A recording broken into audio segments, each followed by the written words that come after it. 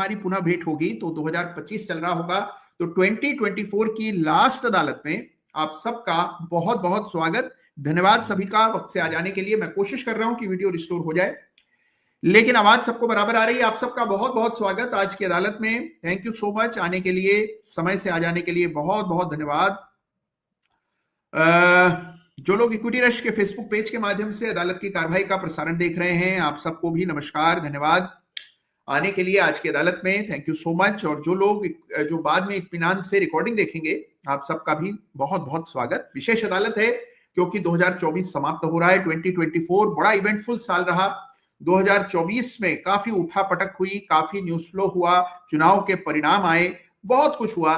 बावजूद इसके बाजार में हम फिर एक बार तेजी बनते देख रहे हैं, यानी कि 2024 बाजार के लिए अच्छा बरस रहा है, पॉजिटिव ईयर रहा है। तो 2024 की भी टोह लेंगे आज की इस विशेष अदालत में। कई और इंटरेस्टिंग चीजों पर चर्चा करनी है, तो एक बार फिर से आप सबका हृदय की गहराइयों से आज की अदालत में विशेष इस्तकबाल, स्वागत, अभिनंदन आप सभी लोगों का। कौन कौन आ गया है आइए झट से देख लेता हूं। लीना गाड़ा जी आ गई हैं, धीरज कुमार आ गए हैं, सुनील अग्रवाल आ गए हैं, विक्की सिंगला साहब आ गए हैं, ओहो अरे वाह, आशीष मिश्रा जी आए हैं, और साथ में रमजान श्री आए हैं और लिख रहे हैं कि 2025 बहुत अच्छा रहेगा। उनके अलावा चारू जी आई हैं, चिराग अग्रवाल आए हैं, राजकुमार तिवाड़ी आए हैं, अरविंद लोहिया जी पधार गए हैं, अजय गुप्ता जी आ गए हैं, गजानंद जी पधारे हैं, और नीलेश देसाई साहब आ गए हैं, आनंद पटेल हैं, और हमारे कृष्ण मुरारी कुमार आ गए हैं, युग वर्मा जी हैं, और बाकी तमाम लोग धीरे धीरे करके जुड़ रहे हैं। रवि मुरेनिया जी हैं जो लिख रहे हैं कि फ्राइडे स्पेशल अदालत में आपने मेरा नाम पढ़कर मुझे बहुत बड़ा उपकार किया है। रवि जी आपका बहुत बहुत स्वागत आज फिर एक बार सैटरडे की अदालत में। पिछली बार शुक्रवार की अदालत में आप आए थे और आज है शनिवार। शनिवार की इस विशेष ईयर एंड अदालत में भी आपका बहुत बहुत धन्यवाद जुड़ने के लिए। नूरैन साहब आ गए हैं और नूरैन साहब कह रहे हैं कि भाई ये सर्किट का कॉन्सेप्ट क्या है ये बता दीजिए। तो जरूर इस पर भी आज के सेशन में चर्चा करेंगे। बहुत इंपॉर्टेंट कॉन्सेप्ट है, ये सबको पता होना चाहिए सर्किट्स के बारे में। राज मनीष साहब जुड़े हैं हमारे मुंबई से। अच्छा, राकेश उनियाल साहब आ गए हैं, और इनके अलावा ठीक है, इनके अलावा हमारे आशीष मिश्रा जी लिख रहे हैं कि आज मेरे भतीजे का अन्नप्राशन है, उसके साथ ही अदालत भी चल रही है। वाह आशीष जी, बहुत बहुत धन्यवाद आपका कि ऐसे मौके पर परिवार में कुछ फंक्शन है, बावजूद इसके आप समय निकालकर अदालत में जुड़े हुए हैं, इसके लिए आपका विशेष धन्यवाद।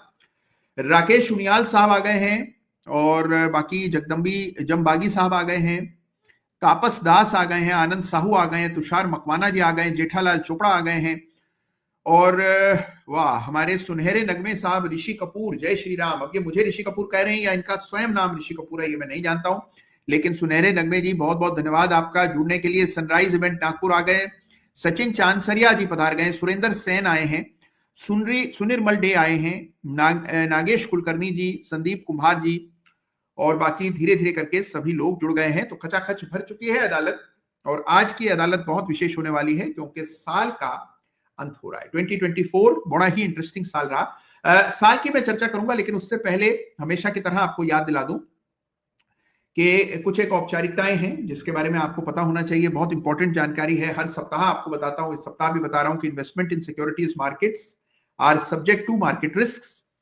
Read all the related documents carefully before investing, यानी कि जो भी निवेश आप कर रहे हैं वो बाजार जोखिम के अधीन होता है, और कोई भी निवेश करने से पहले निवेश से जुड़ी हर जानकारी, हर संबंधित दस्तावेज का ध्यानपूर्वक अध्ययन करना बहुत आवश्यक है। क्योंकि हमें लगता है कि हम सारे रिस्क को समझते हैं, हमें तो सब पता है, देखा जाएगा जो होगा, लेकिन जब वो रिस्क अपने विकराल स्वरूप में सामने प्रस्तुत होता है तो बड़े बड़े लोग डर जाते हैं। तो कोई भी रिस्क वो ना लें जो आपको नहीं समझ आता है, जिसकी आपको समझ नहीं है। अब बहुत से लोग ऑप्शंस में काम करते हैं बिना ये जाने समझे कि ऑप्शंस कैसे ऑपरेट करते हैं, क्या रिस्क है, क्या परेशानियां पेश आती हैं, ऑप्शन की टाइम वैल्यू कैसे खत्म हो जाती है। तो जब तक आप कोई भी काम करें उसके बारे में पूरी जानकारी लेना, हासिल करना अति अनिवार्य है। तो ये बात याद रखिएगा, हर सप्ताह ये मैं आपको बताता हूं। और एक बात और मैं आपको हर सप्ताह बताता हूं, लेकिन फिर कुछ लोग भूल जाते हैं, और ये जानकारी बहुत ही इंपॉर्टेंट है कि मेरा कोई ऐसा टेलीग्राम चैनल नहीं है जिसके माध्यम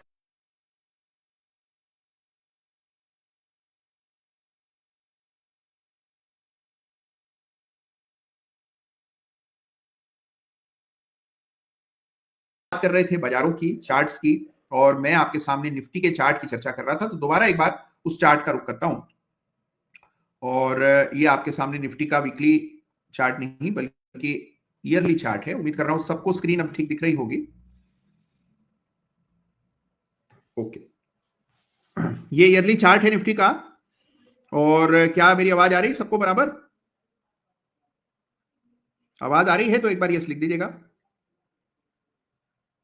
ठीक है, बहुत बढ़िया। तो देखिए, आज मैं ईयरली चार्ट की चर्चा इस वजह से कर रहा हूं क्योंकि आज हम इस साल का अंत कर रहे हैं 2024 का। मैं क्षमा चाहता हूं, मुझे रियलाइज नहीं हुआ, महसूस नहीं हुआ कि मेरी आवाज आप तक नहीं पहुंच रही है, और मैं बोलता ही चला गया और आप लोग सुन नहीं पाए। और मैं पहले भी चर्चा कर रहा था इस ईयरली चार्ट की। ये जो चार्ट आप देख रहे हैं निफ्टी का ईयरली चार्ट है। हर कैंडल एक साल के बराबर है, और ये 1990 जब से निफ्टी की शुरुआत हुई है तब से ये चार्ट आपके सामने है। तो 1990 से लेकर के देखें तो बड़ी ही लंबी और बहुत ही रोचक यात्रा निफ्टी की रही है।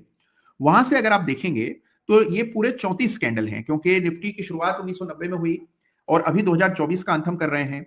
तो आप देखिए कि लगभग 34 कैंडल्स हैं। इन 34 कैंडल्स में से केवल 7-8 कैंडल्स ऐसी हैं जहां आपको रेड क्लोज आता हुआ नजर आया। बाकी 27 कैंडल्स ऐसी हैं जिनमें ग्रीन क्लोज आता हुआ नजर आया। 27 ग्रीन क्लोजेस हैं। इसका मतलब अधिकांश सालों में निफ्टी जहां पर खुलता है उसके बनिस्बत ऊपर बंद होता है। तो एक चीज जो आपको समझनी है वो है कि निफ्टी के चार्ट पर हमने जबरदस्त तेजी आते हुए देखी है। तो ये आप बड़ी तेजी देख रहे हैं, और ये बहुत इंपॉर्टेंट चीज है कि in the last 34 years of Nifty's existence किस प्रकार से लगातार बुल्स हावी रहे, किस प्रकार से नए हाइस बनते रहे, और निफ्टी अपने लाइफ टाइम हाई पर अपडेट कर रहा है। अर्जुन विनीता जी ने कहा है कि 35 कैंडल्स हैं। हाँ, शायद 35 होंगी, मैंने गणना नहीं की है। 35 कैंडल्स होंगी। 35 में से आप देखिए कि 7 कैंडल्स रेड हैं और बाकी तमाम कैंडल्स ग्रीन हैं। तो ये अपने आप में हमारी बड़ी उपलब्धि है कि इस पूरे पीरियड में अधिकांश कैंडल्स ग्रीन बनते हुए नजर आएंगे। तो सबसे पहले तो यही वजह है कि इतने बड़े पैमाने पर भारत में पैसा आया, विदेशी पैसा भारत में आया, भारतीय निवेशकों ने बढ़ चढ़ करके पैसा लगाया, और उसकी मूल वजह है कि हमारे बाजारों में इस प्रकार की तेजी आपको देखने को मिली। तो this is the biggest achievement. और ये क्योंकि साल समाप्त हो रहा है तो इसीलिए इस ईयरली चार्ट को जरूर से स्टडी कीजिएगा। 8 रेड कैंडल्स हैं, ऐसा सूरज जी का कहना है। तो 8 रेड कैंडल्स हैं इन द लास्ट 35 कैंडल्स। तो इस चार्ट को जरूर देखिएगा। अच्छा, एक हमारे सचिन जी का प्रश्न आया अभी। वो कह रहे हैं कि अभी आपने एक रील डाली थी और उस रील में आपने बताया था कि टॉप डाउन अप्रोच ट्रेडिंग के लिए और बॉटम अप अप्रोच इन्वेस्टिंग के लिए। तो इस पर बात कीजिएगा जरूर, इस पर भी हम बात करेंगे। अच्छा, एक हमारे साडा साहब हैं, वो ये कह रहे हैं, अभिषेक साडा जी हैं, वो ये कह रहे हैं कि क्या यहाँ पर मीन रिग्रेशन प्ले आउट होगा। मीन रिवर्जन लिखना चाहते हैं शायद, कि क्या यहाँ पर मीन रिवर्ट होगा, यानी कि ये जो तेजी दिख रही है क्या ये तेजी कुछ समय के लिए तकनीकी वजहों से मंदी में तब्दील हो जाएगी, इसी प्रकार से निफ्टी लगातार ऊपर ही जाता रहेगा, ये प्रश्न है इनका। तो भाई देखिए, लॉन्ग टर्म ट्रेंड पॉजिटिव है, हायर बॉटम्स बन रहे हैं, ग्रीन कैंडल्स बन रही हैं, कोई वजह नहीं है शंका करने की सिवाय एक। शंका यह है कि ये जो कैंडल आखिरी बनी है, यानी कि ये जो इस महीने की इस साल की कैंडल है 2024 की, इसका विक देखिए, इसका एक बहुत प्रोनाउंस्ड बड़ा विक है। देखिए, एक बात आप जानते हैं, जैसे अब देखिए ये 2020 की कैंडल है, इसमें बहुत बड़ा नीचे का विक बना जिसने बाजार में नई ताकत भर दी। अब जो लोग फंसे थे नीचे वो फंसे रह गए और बाजार बड़ी तेजी से ऊपर गया। उसी प्रकार से ये जो बड़ा विक ऊपर की तरफ बना है ये एक नकारात्मक संकेत माना जाना चाहिए। तो this is a negative formation जो कि चार्ट पर आपको दिखता है, और इस नेगेटिविटी की वजह से, इस नेगेटिव फॉर्मेशन की वजह से हो सकता है कि जिस प्रकार की तेजी हमने पिछले 9 सालों में देखी है, एक तरफा बढ़त है, 8,000 की निफ्टी बढ़कर सीधे 23-24,000 चली गई। अब ये इस सालों में आप देखेंगे कि शायद गति में थोड़ी कमी आते हुए दिख सकती है। तो ये जरूर आपको, ये जो बड़ी विक है इस ईयर की कैंडल की, ये एक स्ट्रेस चार्ट पर डालती है, और इसलिए इसको इस तरह से आपको एनालाइज करना चाहिए। तो हमेशा देखिए, जब भी आप एनालिसिस करें, लॉन्ग टर्म चार्ट्स भी आप देख रहे हो, तो हमेशा बिल्कुल उसको डिस्पैशनेटली, यानी कि कोई भी अपना बायस लाए बिना केवल चार्ट के मेरिट्स के आधार पर हमें एनालाइज करना है। तो अगर आप इस चार्ट को देखते हैं तो हमें लगता है कि जो बड़ा विक बना है इस साल, ये बाजार पर कुछ दबाव डालेगा, कुछ स्ट्रेस क्रिएट करेगा। तो ये आपको चार्ट पर दिखाई पड़ रहा है बिल्कुल साफ। अब आइए एक बार हमेशा की तरह वीकली चार्ट देख लेते हैं और फिर आगे चर्चा करेंगे। नेहा जी लिख रही हैं कि good morning, sorry I join late. आपने कुछ खास मिस नहीं किया नेहा जी, कुछ तकनीकी गड़बड़ियां आज सवेरे से चल रही हैं, उसकी वजह से पहले मेरी आवाज ठीक नहीं आ रही थी, लेकिन आप समय से आ गई हैं तो बिल्कुल चिंता न कीजिए। अच्छा, इनके अलावा ओके, अच्छा, अगर किसी को भी आवाज न आए, मान लीजिए मेरी आवाज बीच में रुक जाती है, टेक्निकल इश्यूज आज चल रहे हैं, तो कृपा करके लिख दीजिएगा कमेंट में, वरना मैं बोलता चला जाऊंगा और आपको मेरी आवाज नहीं मिलेगी। तो अगर आवाज न मिल रही हो तो कमेंट में लिख दीजिएगा। चलिए, तो अब आगे बढ़ते हैं। और अभी हमने जो चार्ट देखा ये है weekly chart, sorry annual chart, ये ईयरली चार्ट है। और अब एक बार वीकली चार्ट पर भी निगाह डाल देते हैं। तो ये आपके सामने ईयरली चार्ट है, सॉरी ये वीकली चार्ट है निफ्टी का। और वीकली चार्ट की बात करें तो क्या दिखता है भाई, देखिए पिछले सप्ताह तो बड़ी गिरावट आई, इसमें कोई दो राय नहीं। इस सप्ताह हल्की फुल्की रिकवरी आई, लेकिन कोई बड़ी तस्वीर में बदलाव नहीं आया। तो निफ्टी के लिए अभी जो बड़े लेवल्स हैं आइए मार्क कर देता हूं। एक लेवल ये है और दूसरा लेवल आपके सामने ये है। तो ये हमारे सामने ये निफ्टी का डेली चार्ट है, ये वीकली चार्ट है। और वीकली चार्ट को जब आप गौर से देखते हैं तो एक दायराबंद कारोबार आपको देखने को मिलता है। तो निफ्टी के लिए अब जो ब्रॉड लेवल्स हो गए हैं वो 23,500 और 24,700 ये लेवल्स हैं जिसके बीच में निफ्टी पिछले कई सप्ताह से समय बिता रहा है। और यही लेवल्स हैं जिसको आपको तरजीह देना है। तो 23,500, 24,700 इन दो लेवल्स को आपको मॉनिटर करना है। तो ये निफ्टी के लेवल्स हैं, उठापटक चल रही है, स्टॉक स्पेसिफिक एक्शन है, कुछ स्टॉक्स में बड़े ब्रेकडाउन हैं, लेकिन जो इंपॉर्टेंट लेवल्स हैं वो निफ्टी के लिए ये है। ये दो लेवल्स चार्ट पर जरूर से अंकित कर लीजिएगा। ये बात तय है कि निफ्टी की जो गति थी, जो स्पीड थी राइज की, उसमें कुछ कमी आई है। संभावना इस बात की है कि निफ्टी इस 23,500 के लेवल को होल्ड करता है, एक सीमित दायरे में कंसोलिडेट करेगा और फिर आपको अगली दिशा निफ्टी की पता लगेगी। तो थोड़ा समय देना पड़ेगा, निफ्टी स्टिल डिसाइडिंग कि कहां जाना है, कैसे जाना है। तो यहां पर जो आप होता देख रहे हैं, निफ्टी थोड़ा समय ले रहा है, तो इसीलिए थोड़ा समय दीजिए, इत्मीनान रखिए, निफ्टी की उठापटक से विचलित ना हो और लेवल्स चार्ट पर अवश्य से अंकित कर लीजिए। निफ्टी के चार्ट पर जो एलओसी कहलाएगी वो लाइन यहां 23,500 पर है। तो 23,500 is the line of control on Nifty, ये मार्क कर लीजिएगा। इस लाइन को मार्क करते ही आपकी चिंताएं दूर हो जाएंगी और आपको निफ्टी के चार्ट को देखने में कोई खास मुशक्कत नहीं करनी पड़ेगी, because this is the main most important line on this chart for Nifty. तो ये आपके सामने निफ्टी का चार्ट है। आइए एक बार बैंक निफ्टी को देखते हैं। ये हमारे सामने बैंक निफ्टी है। बैंक निफ्टी में दायरा ज्यादा साफ दिख रहा है और काफी समय से बैंक निफ्टी दायरे में, दायरा मैंने मार्क किया हुआ है, इस लाइन को मैं हटा देता हूं। तो दायरा क्या है, दायरा है लगभग 53,800 ऊपर और 50,200 नीचे। तो ये 53,800 और 50,200 के बीच में बैंक निफ्टी पिछले जून से ट्रेड कर रहा है। तो 6 महीनों से हम देख रहे हैं कि वॉलिटिलिटी बहुत ज्यादा है, बड़े बड़े कैंडल्स बन रहे हैं। आप देखिए रेड कैंडल्स भी 2-4 बहुत बड़े ओवरसाइज बने हैं, ग्रीन कैंडल्स भी 2-4 बहुत बड़े बने हैं और दायरा बंद कारोबार आपको बैंक निफ्टी में भी देखने को मिल रहा है। तो वॉलिटिलिटी बढ़ गई है और रेंज बाउंड ट्रेडिंग आपको बैंक निफ्टी में देखने को मिल रही है। तो this is the situation on bank Nifty, जहां पर कि हम वॉलिटिलिटी काफी प्रोनाउंस्ड होते हुए देख रहे हैं। तो ये आपके सामने स्थिति है, यहां पर भी कोई बहुत बड़ा चेंज नहीं है, जैसी पिछले सप्ताह स्थिति थी कमोबेश वही स्थिति है। एक दफे डॉलर के चार्ट को देखते हैं, जो इस सप्ताह का सबसे इंपॉर्टेंट चार्ट होना चाहिए, जिस पर सबकी निगाह होनी चाहिए, जिसकी बात लगातार चार्ट ऑफ द वीक में, अदालत में, कोई मंच मैंने नहीं छोड़ा जिसमें हमने डॉलर की बात न की हो, क्योंकि डॉलर में जो तेजी आई है उसका कोई और पैरेलल रिसेंट मेमोरी में नहीं है। तो आप देखिए कैसे भागा डॉलर। डॉलर एक समय पर कितने समय तक 83 रुपए के आसपास रुका रहा था और अब बढ़कर के आप देखिए 85-40 हो गया, डॉलर 85 को पार कर गया। तो डॉलर की जो तेजी, रुपए की मजबूती हमारे सामने सबसे बड़ा संकट है। जब तक देखिए डॉलर की सिचुएशन करेक्ट नहीं होती, डॉलर दोबारा से करेक्ट नहीं होने लगता, रुपया मजबूत नहीं होने लगता, तब तक इस स्थिति में आपको परिवर्तन आता हुआ नजर नहीं आएगा। बाजार पर एक नेगेटिव ओवरहैंग बना रहेगा। मैं इस बात से काफी संतोष ले रहा हूं कि बावजूद इसके के मार्केट्स में इतना कुछ चल रहा है,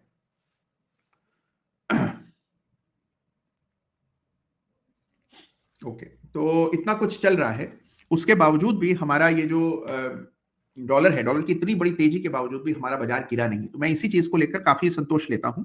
लेकिन जो तेजी बनेगी बाजार में वो तब बनेगी जब डॉलर वापस से थोड़ा कमजोर होने लगेगा। तो डॉलर के चार्ट को जरूर देखिए। और जैसा मैथ्स फॉर यू साहब यहां लिख रहे हैं कि डॉलर तो डॉन बना हुआ है सर जी, तो मैं सहमत हूं कि भाई डॉलर की जो तेजी है, this is the real overhang, जो नेगेटिव ओवरहैंग है बाजार पर, वो इस चार्ट की वजह से है। तो इस चार्ट को जरूर से स्टडी करेंगे, डॉलर के चार्ट को देखते रहे। डॉलर में कमजोरी आएगी तो हमारे लिए सकारात्मक संकेत होगा। तो हमने देखा रुपए डॉलर का चार्ट, साथ में निफ्टी बैंक निफ्टी का चार्ट भी देख लिया। एक दफे देख लेते हैं भाई दुनिया भर क्या हो रहा है। ये आपका डाउ जोन्स आ गया साथ में। तो डाउ जोन्स में भी करेक्शन हुआ और करेक्शन के बाद आप देखते हैं कि एक इंपॉर्टेंट लेवल है यहाँ 42,000 का, वो भी कमोबेश होल्ड कर रहा है। वीकली चार्ट है, एक दफे मंथली चार्ट भी देख लीजिए। तो मंथली चार्ट देखेंगे तो ज्यादा आपको क्लैरिटी दिखेगी कि यहाँ पर स्ट्रेंथ में कोई कमी नहीं आई है। हाँ, एक ट्वीजर टॉप पैटर्न जरूर बन रहा है। ये डाउ जोन्स का चार्ट है, इस पैटर्न को कहते हैं ट्वीजर टॉप। जहां दो ऐसी कंसेक्यूटिव कैंडल्स बन जाएं जिनके हाईज इक्वल हो तो उसको ट्वीजर टॉप कहा जाता है। तो ये अब इस डाउ जोन्स के चार्ट पर रेजिस्टेंस का काम करेगा ये स्तर। तो जरूर थोड़ी रेजिस्टेंस यहाँ पर भी दिख रही है, लेकिन कमोवेश देखिए तो यहाँ किसी तरह का ट्रेंड रिवर्सल नहीं है और करेक्शन भी अच्छा खासा आ गया है। तो हमने लगभग 7-8% का करेक्शन डाउ जोन्स में ऑलरेडी देख लिया है और अब सपोर्ट पे डाउ जोन्स ट्रेड कर रहा है। तो कोई नेगेटिव संकेत यहां से नहीं है। एक बार नेस्डैक भी देख लें।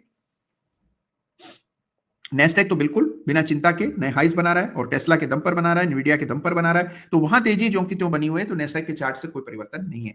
एक दफे चार्ट देखेंगे इंडिया विक्स का, बहुत समय बाद इंडिया विक्स के चार्ट को एक बार फिर देख रहे हैं, कोई खास तब्दीली नहीं। इंडिया विक्स ने अपनी जो इंपॉर्टेंस है उसको खो दिया है और बाजार में उठापटक तेजी मंदी जो भी हो, इंडिया विक्स दायरेबंद ही रहती है, तो इसलिए इसको भी ज्यादा तरजीह नहीं देना है। तो कुल मिलाकर अगर आप ग्लोबल क्यूज, डोमेस्टिक फैक्टर, सारी चीजों का आकलन करते हैं तो आप देखते हैं कि जरूर बाजार में गति में कमी आई है, रेंज बाउंड मार्केट हो गया है, वॉलेटाइल ज्यादा है, लेकिन स्टॉक स्पेसिफिक एक्शन जरूर देखने को मिल रहा है, उसमें कोई बदलाव नहीं है। तो स्टॉक स्पेसिफिक एक्शन आपको देखने को मिलेगा और चीजों में कोई किसी प्रकार का बदलाव होता हुआ नहीं नजर आ रहा है। तो ये आपके सामने इंडिया विक्स का चार्ट है। तो ये समय है जहां पर थोड़ा संजीदा होकर के बाजार को देखना है और थोड़ा सीरियसली काम करना होगा। हमारे रजत साहब का एक प्रश्न आया है कि हमारा एक प्रोडक्ट है मोमेंटम मैट्रिक्स स्मॉल केसेस को लेकर, तो वो जानना चाहते हैं कि भाई जैसे आपके बाकी स्मॉल केस इतना जबरदस्त प्रदर्शन कर रहे हैं, मोमेंटम मैट्रिक्स में कब अच्छा प्रदर्शन देखने को मिलेगा? तो जबरदस्त प्रदर्शन आएगा रजत जी, मेरा दृढ़ विश्वास है। समय दीजिए, थोड़ा सा इत्मीनान रखिए, इसमें भी आपको शानदार प्रदर्शन देखने को मिलेगा। तो ये रजत जी का प्रश्न था, तुरंत जवाब मिला उनको अदालत में। और उनके अलावा और बहुत से लोग आए हैं, बड़े इंटरेस्टिंग सवाल कर रहे हैं, मैं सवालों पर आऊंगा और कुछ बड़े रोचक चार्ट्स की भी हम लोग चर्चा करेंगे। विजय जी कह रहे हैं कि जब सारे चार्ट्स देख ही रहे हैं तो एक दफे गोल्ड सिल्वर का चार्ट भी झट से देख ही लीजिए। तो आइए, ठीक है, गोल्ड का चार्ट देख लेते हैं। ये आपके सामने M6 गोल्ड फ्यूचर्स का चार्ट है, जहां पर आप देख रहे हैं कि तेजी बकायदा चल रही है, कोई बदलाव नहीं है, कंसोलिडेशन चल रहा है। पिछले 4-5 सप्ताह से कुछ हुआ नहीं गोल्ड में, सीमित दायरे का कारोबार है। सपोर्ट मैंने मार्क किया हुआ है, ये LOC है 73,700 की, और यहाँ पर रेजिस्टेंस है चार्ट पर 78,900 पर। तो ये 73,700-800 के लेवल्स जब नीचे की तरफ पार होंगे तब गोल्ड में कोई ट्रेंड रिवर्सल होगा, अन्यथा आपको गोल्ड में लगातार हायर बॉटम्स बनते दिख रहे हैं, तो कोई यहाँ पर कोई खास चिंता नहीं। गोल्ड की तेजी बकायदा चल रही है। बिटकॉइन भी देख लेते हैं, वरना कोई कहेगा बिटकॉइन नहीं देखा तुमने। तो ये आपके सामने बिटकॉइन है और बिटकॉइन में भी करेक्शन आया, जिस तरह बाकी बाजार करेक्ट हुए। भाई देखिए, $1 लाख हो गया बिटकॉइन और $1 लाख से फिर करेक्ट होकर अब 94,000 चल रहा है। तो बिटकॉइन में भी कुछ करेक्शन आता हुआ जरूर नजर आया, लेकिन ट्रेंड बिल्कुल यहाँ चल रहा है, कोई बदलाव नहीं है। और कुछ समय बाद मुझे ऐसा लगता है कि बिटकॉइन भी धीरे धीरे करके कुछ हद तक मेन स्ट्रीम में आता दिखेगा।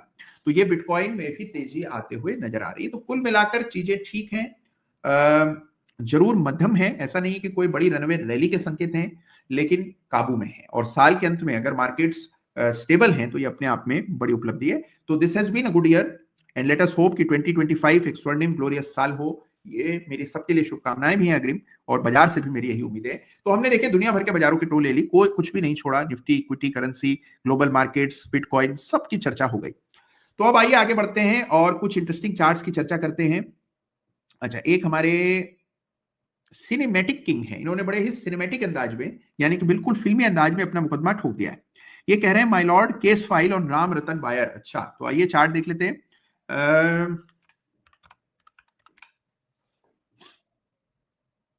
राज रतन होगा ये, मेरे ख्याल राम रतन लिखा है इन्होंने।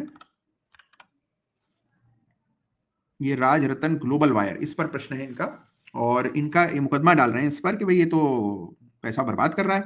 जहां एक और निफ्टी नए हाइस के इतना करीब ट्रेड कर रहा है और स्टॉक्स में हम तेजी देख रहे हैं। ढेरों चार्ट्स ऐसे हैं जिनमें लाइफ टाइम हाई लेवल्स दिख रहे हैं और ये अपने कई सालों के लो पर ट्रेड कर रहा है। तो इसीलिए चिंता होना आपका लाजमी है।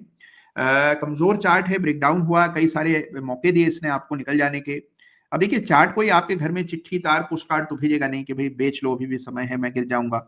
चार्ट पर ही संकेत देता है कि ये देखिए LOC था, आपने मार्क किया हुआ था चार्ट पर, ये LOC को बिल्कुल बेदर्दी से मैं तोड़ रहा हूं, तो अब तुम खुद अपना बंदोबस्त कर लो, अगर थोड़ा भी विवेक रखते हो तो निकल जाओ। यही चार्ट आपको कहेगा। चार्ट आपको कोई संदेश नहीं आएगा, कोई ईमेल नहीं आएगी कि निकल जाइए। तो हमें स्वयं से अपने चार्ट का एनालिसिस करना है और उसके आधार पर निर्णय करना है। तो आप इस चार्ट को देखकर बड़ी आसानी से कह सकते हैं कि यहां पर निकलने के स्पष्ट संकेत हमें 700 के नीचे मिल चुके थे और इसलिए उसके बाद से LOC टूट गई और वहां से कमजोरी दिख रही। तो कमजोर चार्ट है, जो बाजार से कमतर प्रदर्शन कर रहा हो, बाजार हाई कर रहा है और ये स्टॉक्स लो बना रहे हैं, तो हमें स्वयं इतना प्रयास करना चाहिए, चार्ट देखने चाहिए कि पता हो हमें कि करना क्या है। अच्छा, इस बीच हमारे नूरैन जी ने शुरू में एक प्रश्न किया था, मैंने जवाब नहीं दिया अभी तक, और इनका प्रश्न ये है कि सर्किट का कॉन्सेप्ट क्या है। देखिए, एक मैकेनिज्म बनाया हुआ है कि कोई भी स्टॉक इरेटिक या एक्स्ट्राऑर्डिनरी प्राइस चेंज न दिखाने पाए।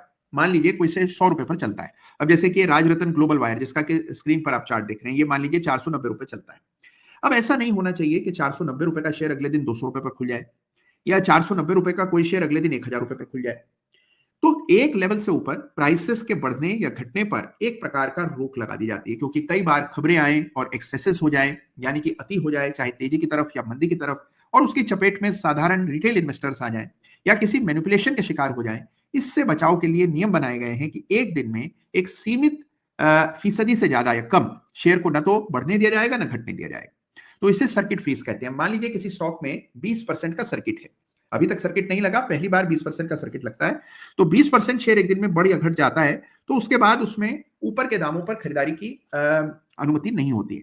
तो अगर मान लीजिए 490 रुपए का शेयर था, 20% बढ़ गया मान लीजिए, तो 100 रुपए लगभग बढ़ गया, और उसके ऊपर के दाम अगर आप खरीदना भी चाहें तो उसके ऊपर के दाम पर आप खरीद नहीं कर सकते हैं, यानी एक दिन में 20% से ज्यादा बढ़ने की अनुमति नहीं होगी। उसी तरह एक दिन में 20% से ज्यादा घटने की भी अनुमति नहीं होगी।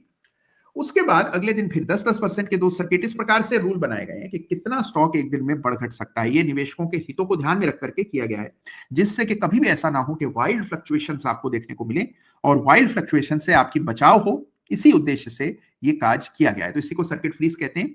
कई बार लोग इसकी चपेट में आ जाते हैं, यानी कि शेयर खरीदा था ये सोचकर के इंट्राडे में निकल जाएंगे, हल्का फुल्का मुनाफा ले लेंगे, और फिर आपने देखा कि उसमें नीचे का सर्किट लग गया। अब आप चाह करके भी बेच नहीं पा रहे हैं, क्योंकि सारे ही लोगों को बेचना है, कोई खरीदार उस दाम पर है ही नहीं, खरीदार बहुत नीचे के दाम पर है, लेकिन वो दाम आप उस दिन ट्रेड नहीं कर सकते हैं, तो सर्किट लग जाता है। और उसमें सबसे बड़ी समस्या क्या है कि कई बार निकलने का, निकास का मार्ग ही पूरी तरह से बाधित हो जाता है। दिनों दिन सर्किट लगते रहते हैं। बहुत सारे स्टॉक्स ऐसे हैं जिनमें कई दिनों से, कई हफ्तों से लगातार ऊपर या नीचे के सर्किट ही लगते चले जा रहे हैं। आप खरीदना चाह रहे हैं, नहीं मिल रहा है, आप बेचना चाह रहे हैं, नहीं बिक रहा है, तो ये स्थिति रहती है। तो इसकी चपेट में कई बार रिटेल निवेशक आ जाते हैं। तो जो भी ट्रेड आप करें, इस बात का ध्यान रखें कि आप मेन स्ट्रीम लिक्विड काउंटर्स में काम करें। अगर आपके शेयर में 2% का फ्रीज लगता है या 5% का फ्रीज लग जाता है, सर्किट लग जाता है, तो इन चीजों की मालूमात आपको होनी चाहिए, उसके रिस्क को आपको समझना चाहिए, तभी आप उसमें काम करेंगे। बहुत इंपॉर्टेंट बात है। और नूरेन जी ने जो प्रश्न किया, ये प्रश्न केवल उन्हीं का नहीं है, मुझे पूरा यकीन है कि बहुत सारे हम में से ऐसे मित्र होंगे जो अभी सर्किट फ्रीज को ठीक से नहीं समझते होंगे। तो आज के सत्र में हमने थोड़ी बात इसकी की है, आगे मैं कुछ उदाहरण के साथ भी इस पर एक विस्तृत वीडियो बना करके आपके सामने प्रस्तुत करूंगा, जिससे कोई डाउट किसी के मन में सर्किट्स को लेकर के ना रह जाए। अरे वाह, एक बात हमारे प्रदन्या जी हैं जिन्होंने मफांग ईटीएफ पर प्रश्न किया। मफांग यानी कि वो स्टॉक्स जो न्यू एज के मैग्निफिशिएंट 7 जिनको कहा जाता है, तो ये मफांग ईटीएफ है। तो इस पर आइए चर्चा कर लेते हैं। जबरदस्त तेजी देखने को मिली है, और हमने देखा कि बड़ी तेजी बनी, क्योंकि ये जो स्टॉक्स हैं, फांग स्टॉक्स जो हैं, इनमें हमने गजब का मोमेंटम बनते हुए देखा। तो 100 रुपए पर ये ईटीएफ था, 138 हो चुका है, बड़ी जबरदस्त तेजी बनी हुई है। तो कई सारे विकल्प हैं बाजार में, कई ऐसी जगह है जहां पैसा बन रहा है, इसमें कोई दो राय नहीं है, और आपको सही चार्ट्स तक पहुंचना बहुत जरूरी है। अच्छा, इसके अलावा और बहुत से इंटरेस्टिंग सवाल आ रहे हैं। हाँ, राज भंडारी जी का एक प्रश्न है, मैं ले लेता हूँ। खुल रही है एमएससी, इसका क्या प्रभाव पड़ेगा? तो देखिए, बड़ा डेवलपमेंट है अनिल साहब, और बहुत कम समय में एक नई एक्सचेंज वापस से एक्टिव हो रही है। ये एक्सचेंज अभी तक फॉर ऑल प्रैक्टिकल पर्पसेस बिल्कुल ही बंद पड़ी थी, लेकिन अब ये वापस चलायमान हो जाएगी, ऐसी संभावनाएं हैं।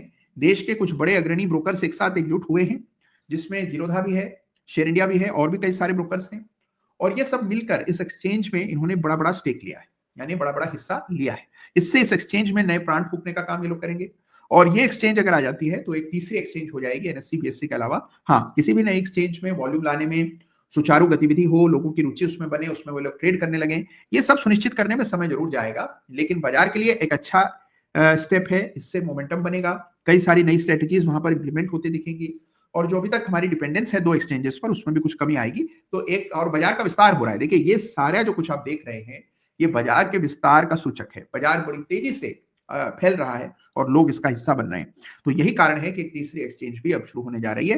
तो ये एक पॉजिटिव चीज है अनिल जी, और इसको उसी दृष्टि से देखना चाहिए।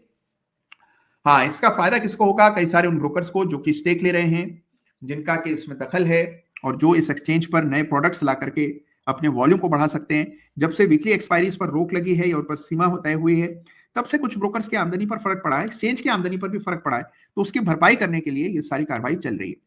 अच्छा, इसके अलावा एक सवाल, रैमको सीमेंट पर अभी भी डबल टॉप पैटर्न बना है क्या? ये सवाल है हर्षद साहब का। तो आइए रैमको सीमेंट के चार्ट को तलब करते हैं। तो ये हमारे सामने रैमको, क्या यहां पर डबल टॉप पैटर्न बना है? ये प्रश्न था हमारे हर्षद साहब का। तो क्या यहां पर डबल टॉप पैटर्न है रैमको सीमेंट के चार्ट पर? नहीं, डबल टॉप तो नहीं है। हाँ, एक जमाने में डायमंड पैटर्न जरूर बना था, जिसकी चर्चा मैंने की थी। उस समय 830 का भाव है, प्राइस भागा ऊपर। अगर आप इसको डबल टॉप कह रहे हैं कि एक टॉप ये और एक टॉप ये, तो ऐसा नहीं देखा जाता है। दो कंसेक्यूटिव पीक्स देखी जाती है, यानी कि लगातार दो पीक्स एक के बाद एक बने और दोनों इक्वल हो, तो उसको डबल टॉप कहते हैं। तो यहां डबल टॉप नहीं है, लेकिन हाँ, एक रेजिस्टेंस जरूर है, उसको चार्ट पर अंकित कर लीजिएगा। रेजिस्टेंस आपको इन स्तरों के आसपास नजर आएगी। तो ये आपके सामने निफ्टी रैमको सीमेंट की रेजिस्टेंस है 1040 की। ये लेवल पार हुआ तो फिर यहाँ रेजिस्टेंस ब्रेकआउट देखने को मिलेगा।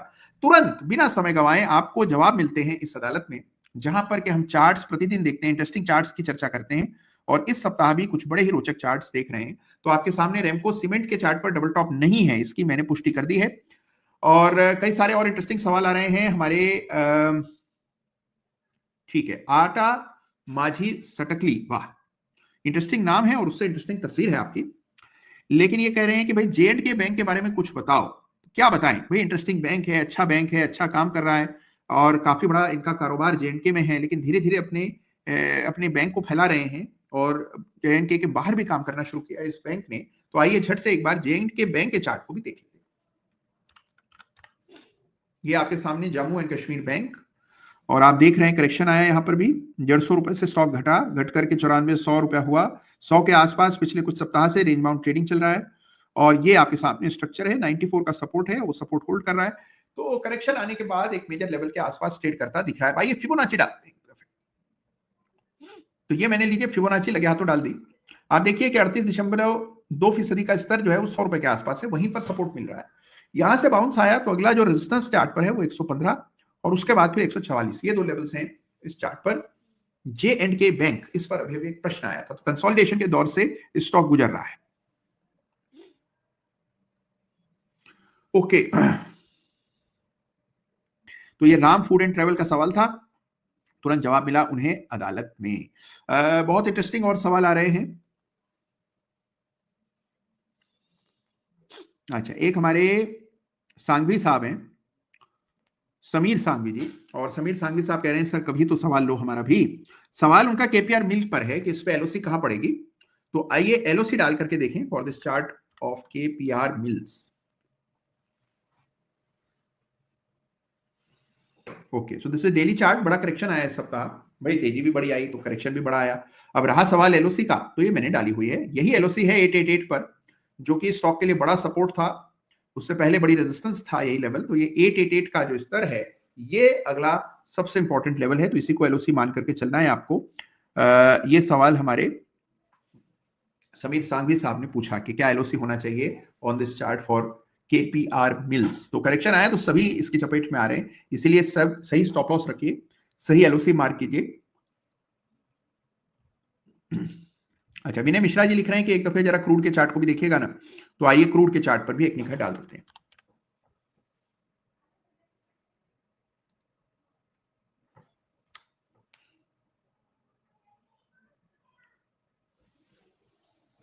तो ये आपके सामने क्रूड का चार्ट है, दायरा बंद कारोबार यहां पर भी सपोर्ट के करीब है, 5000 के आसपास बड़ा, 5500 के आसपास बड़ा सपोर्ट है। कुछ खास तब्दीली क्रूड से नहीं हुई है, क्रूड अभी सबड्यूड है, तो इसलिए यहां से कोई नेगेटिव आपको किसी प्रकार का कोई सिग्नल नहीं मिल रहा है। हाँ, सपोर्ट जरूर मैंने मार्क किया हुआ है चार्ट पर। सपोर्ट स्थापित हुआ मार्च 23 में, और अभी देखिए 25 शुरू हो गया है, तो लगभग 1.5-2 साल से सपोर्ट नहीं टूटा है, इसको जरूर से मार्क कर लीजिए। मेजर सपोर्ट्स को मेजर वैल्यू देना होता है, तो this is a major support of this chart.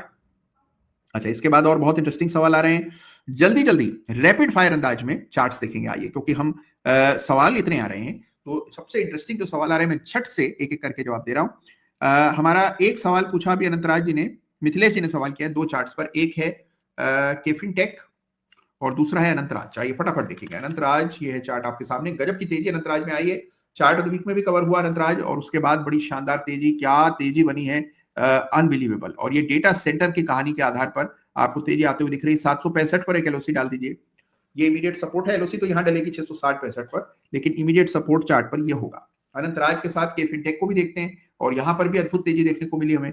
तो ये आपके सामने के फिनटेक, क्या तेजी बनी है, शानदार, अद्भुत, अभूतपूर्व। अब यहां पर मौका कहां था, इस ब्रेकआउट पर, यानी कि 25 नवंबर को 1090, 1100 के आसपास ब्रेकआउट हुआ, 1500 का भाव सामने दिख रहा है आपको। तो आप देखिए कि क्या गजब की तेजी, लगभग 30-40% क्यों ही कुछ ही दिनों में, 2-4 सप्ताह में मिल जाए तो जीवन आपका सफल हो जाए। तो मिथिलेश जी ने चार्ट जरूर देखा होगा, और मुझे पूरी उम्मीद है कि इन्होंने बिल्कुल मौके पर, यानी कि जब भी ब्रेकआउट आ रहा था चार्ट में 1165 के आसपास, वहीं एंट्री ली होगी, और 1500 का भाव आप देख रहे हैं और काफी प्रसन्न है। तो ये मिथिलेश जी ने सवाल किया, तुरंत जवाब मिला उन्हें अदालत में।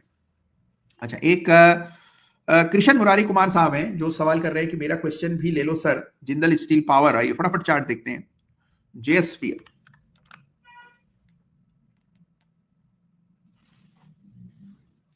तो ये आपके सामने JSPL, जिंदल स्टील पावर, जहां पर एक कंसोलिडेशन चल रहा है और आप देख रहे हैं कि एक फ्लैग बना हुआ है चार्ट पर। ये तो मैंने हॉरिजॉन्टल लाइन डाली, लेकिन अगर आप एक डाउनवर्ड पॉइंटिंग चैनल मार्क करें तो ये ऐसा चैनल दिखेगा आपको, और इस चैनल में हम देख रहे हैं कि काफी समय से स्टॉक ट्रेड कर रहा है। तो ये आपके सामने जिंदल स्टील पावर का चैनल है, ये वीकली चार्ट है, ये मंथली है। तो एक रेंज में एक बुलिश फ्लैग पैटर्न के अंतर्गत कंसोलिडेशन JSPL में होता हुआ नजर आ रहा है। तो ये आपके सामने चार्ट है। चार्ट हमने कई सारे देखे, आगे भी देखते रहेंगे, फटाफट चार्ट्स की चर्चा कर रहे हैं।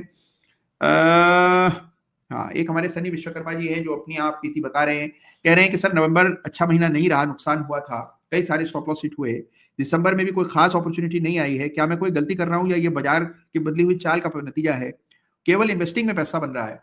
हाँ, तो देखिए आपकी चिंता जायज है और मैं आपकी चिंता का सम्मान करता हूँ सनी जी।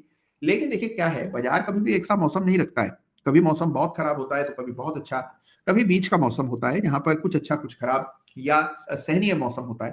तो इसलिए बाजार की दिशा दिशा बदलती रहती है।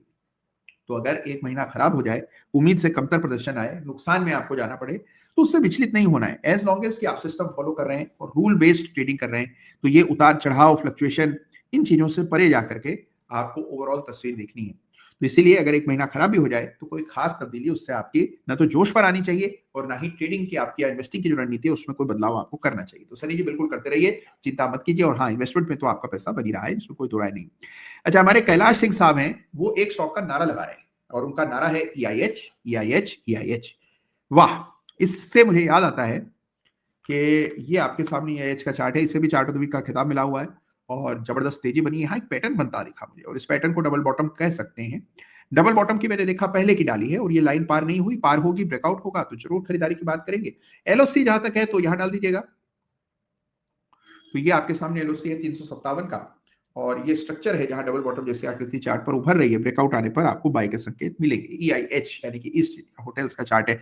होटल्स में तो आप देख रहे हैं क्या जबरदस्त भीड़ लगी हुई है। ये जो 31 दिसंबर 1 जनवरी के कार्यक्रम है, इनकी वजह से होटल्स में बिल्कुल न जगह है और ना ही स्टाफ के पास फुर्सत है। तो अगर ऐसा चलेगा तो कंपनियों को जो होटल चला रही है उन्हें तो जाहिर सी बात है कि बड़ा प्रॉफिट आने वाला है। तो ये आपके सामने EIH लिमिटेड का चार्ट है जिसकी चर्चा हमने की। हमारे एक सुंदरजीत जी हैं जो लगता है कि अदालत में आज पहली दफे जुटे हैं, क्योंकि लिख रहे हैं कि सर ये LOC क्या है? भाई LOC होता है line of control. Line of control वो लाइन है, एक लाइन चार्ट पर मैं हमेशा मानता हूं कि जितनी ज्यादा रेखाएं उतने कॉम्प्लिकेशंस, कम से कम मिनिमलिस्टिक लाइन बनाइए, कम से कम रेखाएं डालिए। तो LOC यानी कि लाइन ऑफ कंट्रोल वो रेखा है जिसके नीचे जाने पर, इसके नीचे जब प्राइस फिसल जाता है तो जो अभी तक का ट्रेंड रहा है वो पूरी तरह बदल देता है। तो जो सबसे मेक और ब्रेक, सबसे इंपॉर्टेंट टेक्निकल लेवल है, उसे LOC यानी कि लाइन ऑफ कंट्रोल की संज्ञा हमने दी है। तो उसी की चर्चा हो रही है सुरेंद्र जी साहब, और आपसे मेरा ये निवेदन है कि आप बड़े देर से आए अदालत में, यानी अगर आप अदालत में नए हैं तो आपसे मेरा आग्रह क्या है कि नियमित आइए, बड़ा मजा आएगा आपको, कुछ ना कुछ रोजाना नया सीखने को हर अदालत से मिलता ही है। ओके, अच्छा, रमजान श्री साहब कह रहे हैं कि मेरी फाइल को नीचे दबाया जा रहा है। इस अदालत में जोमेटो पर पूछा था मैंने। भाई देखिए, ऐसा कोई उद्देश्य नहीं है। आइए छठ से जोमेटो के चार्ट का भी एनालिसिस करें, इससे पहले फाइल को गायब करने का आरोप लग जाए। ये आपके सामने जोमेटो का चार्ट है। क्या तेजी बनी है जोमेटो के इस अद्भुत चार्ट पर, देखते ही बनती है। आप देखिए कहां से शुरुआत हुई थी, बिल्कुल लोग भुला चुके थे इसको, और जब आज मैं पेटीएम का चार्ट देखता हूं तो मुझे बस जोमेटो के वही दिन याद आते हैं कि एक समय था जब जोमेटो को लेकर के भी लोग बड़े ही त्रस्त थे, बड़े ही निराश थे, बड़े ही असहाय महसूस कर रहे थे कि हमने तो बहुत ऊपर के वैल्यूएशन पर ले लिया, शेयर देखो कहां चला गया। अब देखिए जिसने 150 पर खरीदा, अब आप देखिए भाव था 50 रुपया, तो सोचिए कितना दर्द होता होगा। लेकिन फिर अगर चार्ट दिखे होते और आपने सही जगह पर ब्रेकआउट आने पर एंट्री ली होती यहाँ पर इस तरह 80 रुपए के आसपास, तो 80 रुपए का शेयर आप देखिए आज 290 रुपए चल रहा है। तो क्या अद्भुत तेजी हमने जोमेटो के चार्ट पर आते हुए ओवर द इयर्स देखी है। तो इस चार्ट को जरूर से स्टडी कीजिए और आप देखते हैं कि बड़ी तेजी बनी जोमेटो में, अभी भी आउट परफॉर्मिंग स्टॉक है और इस स्पेस में हालांकि 2-3 शेयर लिस्ट हो गए हैं। स्विगी की भी हाल में लिस्टिंग हुई, उससे जोमेटो पर कुछ दबाव या फिर कहे कि कुछ पैसा जो कि अभी तक जोमेटो का एकाधिकार होने की वजह से जोमेटो को मिल रहा था, उसमें थोड़ी कमी आते हुए स्विगी की लिस्टिंग के साथ हमने देखी। लेकिन चार्ट पर कोई असर नहीं है, तो चार्ट जो का त्यों है, लेवल्स मार्क कर लीजिए, निश्चित हो जाएगी। कोई भी चीज हमेशा नहीं बढ़ती रहती, याद रखिएगा। हर चीज जो बढ़ रही है कहीं ना कहीं जाके विराम लेगी, रुकेगी, थकेगी, कुछ समय सुस्ताने के बाद फिर अपनी यात्रा पर आगे बढ़ेगी। तो ये आपको हमेशा होता हुआ दिखता है और इसको लेकर विचलित नहीं होना, यही सेंसिबल इन्वेस्टिंग के मापदंड है। ओके, तो ये हमारे सामने जोमेटो का इंटरेस्टिंग चार्ट जिस पर अभी भी प्रश्न आया था और कई सारे और इंटरेस्टिंग सवाल आ रहे हैं। इरेडा, इस पर ऑनलाइन मी प्रश्न कर रहे हैं, तो आइए छठ से इरेडा के चार्ट को भी एक नजर देखी डालते हैं।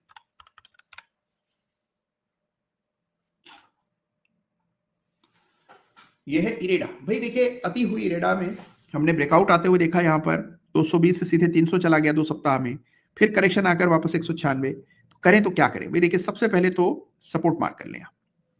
तो ये आपके सामने इमीडिएट सपोर्ट है, ये भंग होगा तो बिना कुछ सोचे समझे मान करके चले कि एलओसी टूट गई है, और एलओसी का जो लेवल है इसको आपको इंपॉर्टेंस देना है। तो इरेडा के चार्ट पर कमजोरी साफ दिखाई पड़ रही है। जो हम चार्ट देख रहे हैं वीकली है, वीकली चार्ट कमजोर है, और आप देखें कि सपोर्ट मैंने मार्क कर दिया है और इसे ही एलओसी मान करके चलिएगा। तो ये आपके सामने इरेडा का चार्ट है।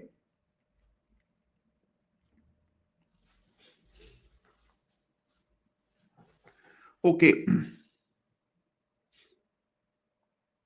तापस दास साहब हैं जो बता रहे हैं कि गुरुजी मेरे पास ग्रेविटा इंडिया 150 स्टॉक होल्ड किया, बाय प्राइस 39 रुपीज। आइए देखते हैं इनका चार्ट, और इनका चार्ट है ग्रेविटा इंडिया।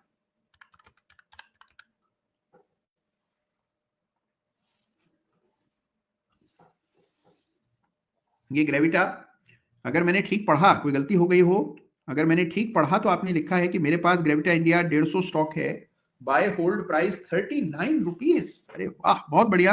आपको बहुत बहुत साधुवाद तपन दास जी, बड़ी उपलब्धि है ये। मैं इसको बड़ी उपलब्धि नहीं मानता कि आपने बॉटम पर बाय कर लिया या टॉप पर बेच दिया तो कोई बहुत बड़ी उपलब्धि है, मैं नहीं मानता। बड़ी उपलब्धि है कि जो शेयर बढ़ रहा हो इस तरह बिना रुके बिना थमे उस स्टॉक को होल्ड किए बैठे रहना। जैसे यहाँ देखिए, inverse head and shoulder pattern बना, मान लीजिए आपने देखा, नेकलाइन डाली, नेकलाइन इस बड़ी कैंडल ने ब्रीच की, रेजिस्टेंस भी टूट रहा था, सारे लक्षण थे यहाँ लेने के 1100-1300 के आसपास, लेकिन साहस नहीं जुटा पाए, लगा के तो बहुत बढ़ गया, अब क्या लें।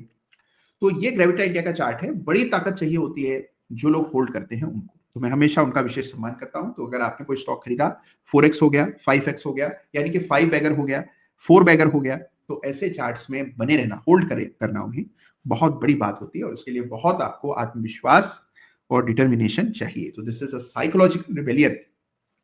आप अपने ही मनोवृत्ति से आप लोहा ले रहे हैं ऐसा करके। तो ये ग्रेविटा इंडिया का चार्ट है जिसमें तेजी कायम है, एलओसी डाल दीजिए, निश्चित हो जाइए, बस ये काम करना है आपको। अब आइए देखिए आगे के चार्ट्स की चर्चा करते हैं। बड़े इंटरेस्टिंग चार्ट्स पर प्रश्न आ रहे हैं।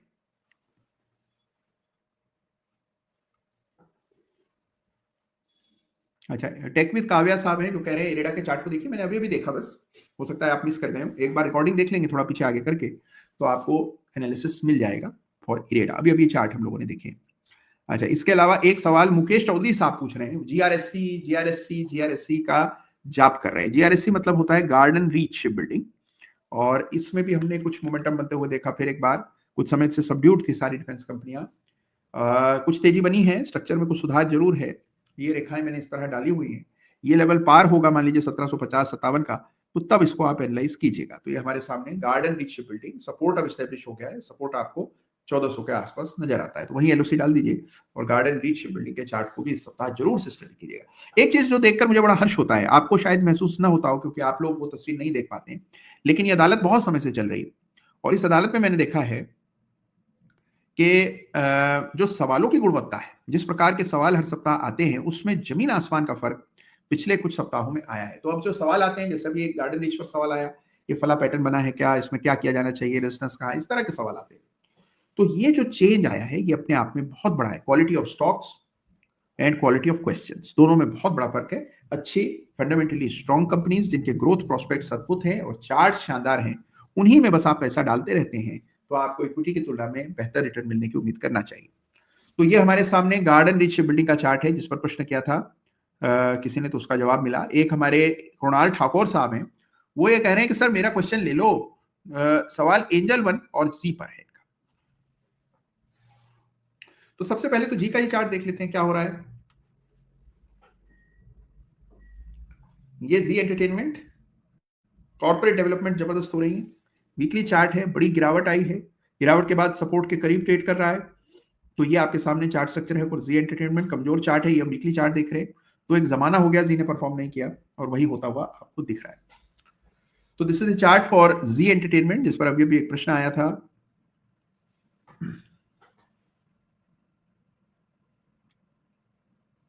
सोनिया शर्मा जी का सवाल है कि ज्ञानशाला फोर्थ कब होगी? बहुत जल्द होगी, लेकिन उससे पहले क्या हो रहा है तो आप जानते ही हैं कि निवेश क्रांति हो रहा है। और मेरा आप सबसे फिर एक बार जोर डालकर आग्रह है कि बिना समय गंवाए आज ही के सत्र की समाप्ति के बाद तुरंत प्रभाव से आप निवेश क्रांति के सेकंड वेबिनार से अवश्य जुड़ जाइएगा।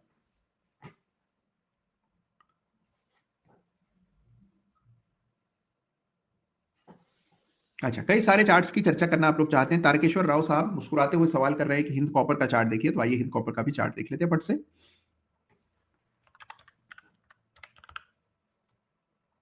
ये हिंद कॉपर ब्रेकडाउन, और ये शायद यही वजह है कि सवाल आया।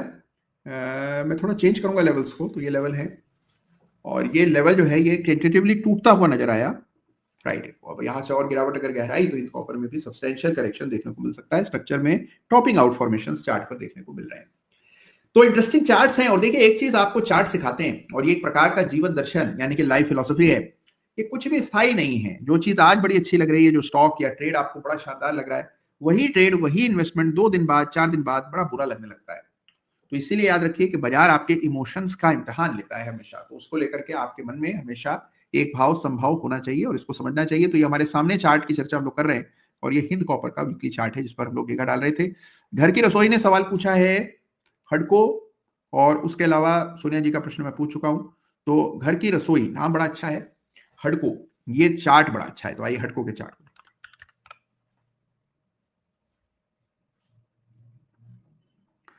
ये हाउसिंग एंड अर्बन डेवलपमेंट यानी कि हडको, कमजोर चार्ट, कमजोर मोमेंटम, कोई खास ऐसे वजह नहीं है कि तुरंत इसके ओर ध्यान दे। करेक्शन बड़ा स्टीप आया, 340 का स्टॉक 194, और वहां से फिर बाउंस आकर दोबारा गिरावट आ रही। तो कमजोर चार्ट स्ट्रक्चर है। लाइन ऑफ कंट्रोल मार्क कर दीजिए 195 की, और उसके बाद आप देखेंगे कोई चिंता रहेगी नहीं। थोड़ा वक्त देना पड़ेगा, लेकिन 194 के लेवल को अवश्य ही चार्ट पर अंकित करें। ये housing and urban development corporation यानी कि हडको पर चार्ट किया, सवाल किया था किसी ने, और तुरंत जवाब मिला उन्हें। अच्छा, एक हमारे साहब हैं, इनका नाम है गौरव पटेल जी। वाह, गौरव पटेल जी लिख रहे हैं कि अडानी पावर 77 पर बाय किया है, क्या करना चाहिए? 77 पर बाय किया है, इस परिवेश में बात नहीं करेंगे, लेकिन देखेंगे जरूर चार्ट को। चार्ट को देखिए, लेवल्स तय कीजिए। अडानी पावर लिया हुआ था आपने,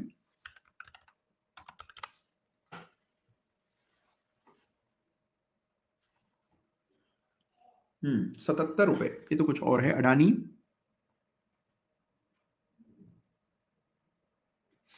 अच्छा, मैं समझ नहीं पाया इनका सवाल क्या है। 77 रुपए में अगर इन्होंने लिया था तो बड़ा नीचे का लिया हुआ है। यानी कि 77 का रेट तो बहुत पहले कभी रहा होगा, तो वहां लिया है। तो देखिए, बड़े मुनाफे में आप हैं, कोई डाउट ही नहीं है। बिल्कुल निवेशित रहना चाहिए। एलओसी जरूर मार्क कर लीजिए। देखिए, कई बार क्या होता है कि कोई बहुत अच्छा स्टॉक हमारे हाथ लग जाता है और वो बहुत तेजी से बढ़ता है, तो हमें लगता है कि इसको तो बेचना ही नहीं चाहिए, यही स्टॉक है जो परफॉर्म कर रहा है, इसको कैसे बेच दें। तो हमेशा आपको तटस्थ होकर, न्यूट्रल होकर के चार्ट्स को, लोगों को और सिचुएशन को समझना है। तो ये अडानी पावर का चार्ट है जिसमें एलओसी पहले टूट चुकी है। अच्छा, एक भाई साहब सिगाची इंडस्ट्रीज पर जानना चाहते हैं। द जीकेपी, बड़ा अच्छा नाम है इनका, और इनका इंटरेस्ट है सिगाची में। तो आइए सिगाची के चार्ट को देखते हैं।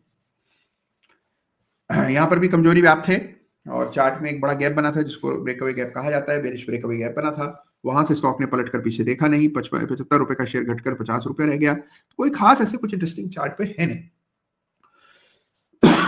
माफ कीजिए। तो ये चार्ट है सिगाची का जिस पर प्रश्न आया।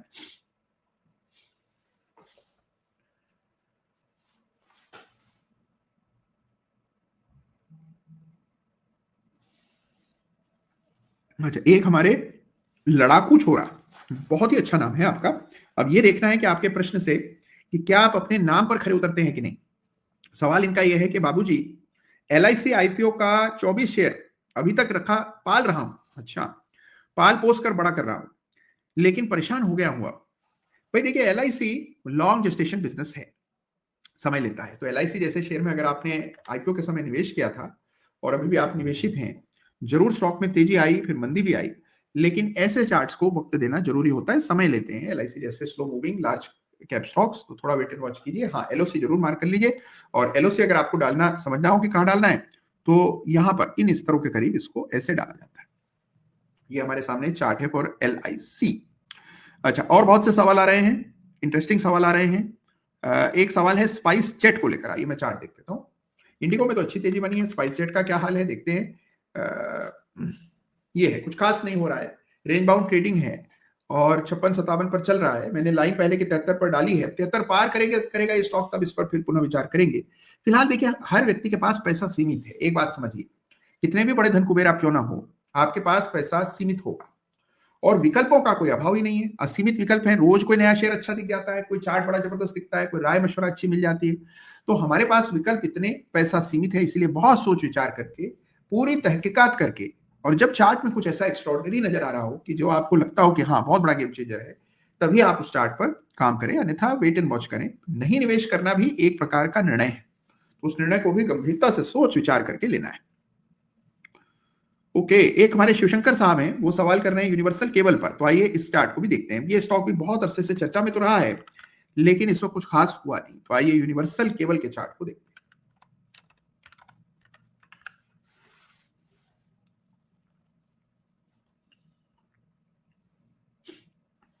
ये यूनिवर्सल केबल तेजी बनी, यहां पर भी गिरावट आई और फिर उछाल आया। बहुत समय से स्टॉक ने कुछ नहीं किया। एक जमाना था जब स्टॉक कुछ करता ही नहीं था, फिर इसमें ब्रेकआउट हुआ बिक्री चार्ट पर, वहां से तेज रफ्तार बढ़त हुई, फिर करेक्शन, फिर ब्रेकआउट, और अब वापस से गिरावट के बाद बढ़ रहा है शेयर। तो एक एलओसी मार्क कर लीजिएगा 600 पर, और कुछ खास इसमें देखने योग्य है नहीं। और हाँ, टारगेट निकालने की जिज्ञासा हो तो जो फिबोनाची एक्सटेंशन का माध्यम है, उसके जरिए लक्ष्यों का निर्धारण करें। केपीआई ग्रीन एनर्जी, इस पर प्रश्न किया है हमारे नितेश शेंडे साहब ने, और उनका यह सवाल है कि ये रात की अदालत कब होगी, मिडनाइट वाली दोबारा, ये पूछना चाहते हैं। तो इनको शायद ज्यादा मजा आया उस हमारी लेट नाइट अदालत में। तो बिल्कुल नितेश जी, जरूर लेट नाइट अदालत भी फिर एक दिन करेंगे और बड़ा आनंद करेंगे, गप लगाएंगे। रात के समय बिल्कुल तसल्ली से बात करने का आनंद ही कुछ और है, जरूर करेंगे। और एंजल वन, इस पर बात करते हैं, और साथ में बात करते हैं केपीआई ग्रीन की फटाफट। तो केपीआई ग्रीन आपके सामने,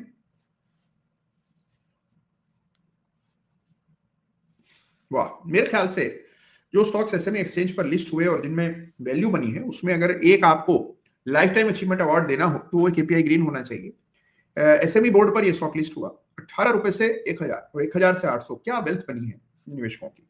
अब यहां करना क्या है, एक लाइन डाल देनी है आपको यूं इस तरह, और ये 720 रुपए की एलओसी है, क्या अंकित कर लीजिएगा। तो ये केपीआई ग्रीन एनर्जी पर अभी भी प्रश्न आया। और एंजल वन का चार्ट भी देख लेते हैं।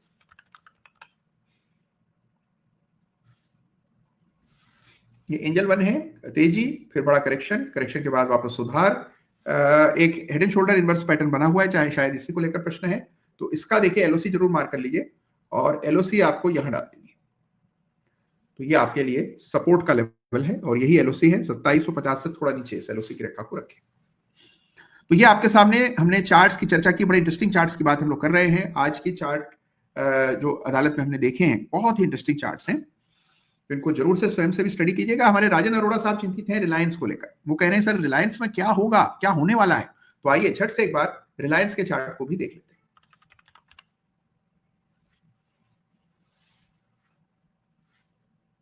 ये रिलायंस का वीकली चार्ट है। सबसे बड़ा डिसअपॉइंटमेंट या कहें कि बाजार का स्ट्रेस इसी एक रेखा के टूटने से, 1400 का स्तर जब रिलायंस ने टूटा, वहीं से आप देखिए स्थितियां खराब हो गई। पिछले कई सप्ताह में करेक्शन, बड़ा सपोर्ट इस चार्ट पर 1100 के आसपास। तो बहुत मुमकिन है कि रिलायंस में जो करेक्शन चल रहा है, time wise correction, price wise थोड़ा और चले, सपोर्ट आप मान कर लीजिए। अब देखिए हर चार्ट को अधिकार है करेक्ट होने का, और हर व्यक्ति को भी अधिकार है कि वो करेक्ट हो, लेकिन करेक्शन में आप देखिए कि सपोर्ट का भी सम्मान करना जरूरी होता है। तो समय लेगा, रिलायंस अपना समय ले रहा है और बिकवाली का दबाव भी झेल रहा है। ये चीजें एक बार स्थिर हो जाएं तो आप देखेंगे दोबारा से एक नए ट्रेंड का उदय होता हुआ आपको नजर आएगा। तो ये चार्ट रिलायंस का है जिसकी चर्चा अभी हमने की। तो इंटरेस्टिंग चार्ट्स की चर्चा आज की अदालत में हुई, बड़ा आनंद हुआ। अनफॉर्चुनेटली आज आप मेरा मुखमंडल नहीं देख पाए, यानी कि हम गप नहीं लगा पाए, आप मेरी तस्वीर नहीं देख पाए, और उसकी वजह कुछ तकनीकी गड़बड़ियां है शायद, जिसकी वजह से आप वीडियो को फ्रीज होता हुआ देख रहे हैं बार बार, और आपको मेरी आवाज आ रही है लेकिन चर्चा हम लोग नहीं कर पाए। तो कोई बात नहीं, कल फिर मिल लेंगे, क्योंकि